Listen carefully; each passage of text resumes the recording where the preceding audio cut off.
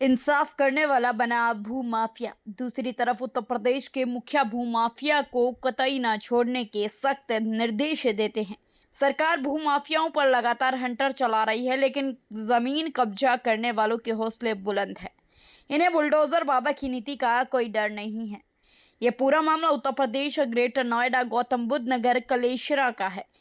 पूर्व जज जयप्रकाश नागर जो जमीन पर कब्जा करते बिल्कुल नहीं डरते। जयप्रकाश नागर अपने 20 से 25 गुर्गे के साथ डंपर लेकर आया और जमीन पर मिट्टी डालना चाहता था। तभी मुझे पता चला कि पूर्व जज अपने गुर्गों के साथ आया है, मेरी जमीन कब्जा कर रहा है। भूमाफिया से अपनी 1.5 बीघा जमीन बचाने के लिए कमल सिंह ने 112 पर पुलिस को सूचना दी। पुलिस आई, लेकिन कोई कार्रवाई नहीं होने पर दोनों पक्षों को थाने बुलाया गया। ये कुलेसरा कमल सिंह बोल रहा हूँ, ग्राम कुलेसरा ग्रेटर नोएडा गौतम बुद्ध नगर से। हमारी ज़मीन पे कब्जा करा जा रहा है 1.5 बीघे पे, और ये है जयप्रकाश नागर सन ऑफ रामरिक नागर। हमारी किसी तरह की कोई सुनवाई नहीं हो रही। उत्तर प्रदेश के मुखिया योगी आदित्यनाथ बोलते हैं कि मैंने भूमाफियाओं को ठिकाने लगा दिया है, और जो हैं भी वो प्रदेश छोड़ के भाग गए हैं। ये बुलडोजर नीति बहुत दिन से चल रही है और ये भूमाफियाओं पे लगातार कार्रवाई कर रही है। यूपी में एक जिला है ग्रेटर नोएडा, वहाँ पर एक पीड़ित हैं जो बहुत परेशान है एक भूमाफिया से। क्या शासन प्रशासन से मदद मांगी आपने? हाँ जी, मैं पुलिस प्रशासन से? पुलिस प्रशासन से गए थे और मिट्टी डालने के लिए आए। हमने 112 पे कौन आया मिट्टी डालने के लिए? जयप्रकाश नागर, उसका भतीजा उदित नागर, और 10-15 लड़के लेकर आया, डंपर लेकर आया। लेकिन 112 पे कॉल करी, पुलिस आई। पुलिस ने उनको बंद नहीं करा, ऐसे कैसे ही छोड़ दिया, भगा दिया उन्हें। और हम बुलाए, कोई बुलाया नहीं किसी से भी, किसी तरफ से भी। और अब जब हम बुलाए तो हमारे कागज नहीं देखे गए, हमें उल्टा। अच्छा, 112 पे कंप्लेन की, थाने पे नहीं बुलाया दोनों पक्ष को? नहीं, थाने पे नहीं बुलाया। और हमें धमकाया गया।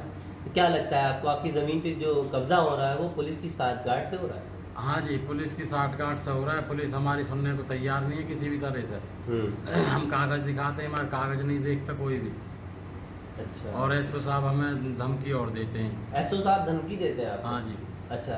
एसओ साहब कह रहे हैं कि तुमने कभी भूत देखा है, और इतने केस लगा दूंगा कि भूत की तरह भागे फिरोगे। और हम पे केस लगा दिया सबके। क्या नाम है एसओ साहब का? धर्मेंद्र सिंह शुक्ला। और थाना कौन सा लगता है? Ecotech 3rd। अच्छा। और हम पे 151 में अच्छा, 151 का चालान भी कर दिया? 151 चालान करें, 32। अरे, 32 चालान भेजे हमारे। तो शांति भंग करने का चालान होता है, ये शांति भंग करने की कोशिश की आपने? वो दोनों तरफ से होते हैं, लेकिन इन्होंने हमारी एक तरफा में हमारा कर दिया। हमारी लड़की का नाम भी उसमें कर दिया। हमारा लड़का एक एक्सपायर होगा कई साल पहले, उसका नाम से भी नोटिस भेज रखा है। 32 नोटिस हमारे पास भेज रखे हैं। और हमें लड़का एक्सपायर हो गया? हाँ जी। कब हुआ इसका? 10-11 साल हो गई। 10-11 साल। हाँ, और नोटिस में अभी नाम आया? नोटिस में अभी नाम आया उसका। अभी नोटिस भेजा उन्होंने, और 30 तारीख की हम पे नोटिस आए। तो 30 तारीख। पुलिस की क्या कोई पारिवारिक दुश्मनी है क्या आपसे? क्या वो परिवार के क्या एसओ साहब आप? हमारे तक कुछ नहीं है, लेकिन जो जज साहब हैं उनकी सपोर्ट कर रहे हैं। हमारे कोई सुनता ही नहीं है किसी भी तरह से। और हम खूब कोशिश करते हैं। लेकिन जमीन कौन सी है, क्या है, और पूरा बताइए। जमीन है हमारी ये, और उसकी जमीन है यहाँ पे ये। तो इसमें हमारे बीच में कोई नहीं है, ना पहले था ना अब है। और उसकी जमीन ये जबरदस्ती हमारी जमीन यहाँ कब्जा कर रहा है। अच्छा। हाँ जी। ये कितना जमीन का एरिया होगा पूरा? ये 1.5 बीघे जमीन का एरिया है। 1.5 बीघा? हाँ जी, हाँ जी। अच्छा, योगी आदित्यनाथ जी से क्या कहेंगे, मुख्यमंत्री जी से क्या कहेंगे?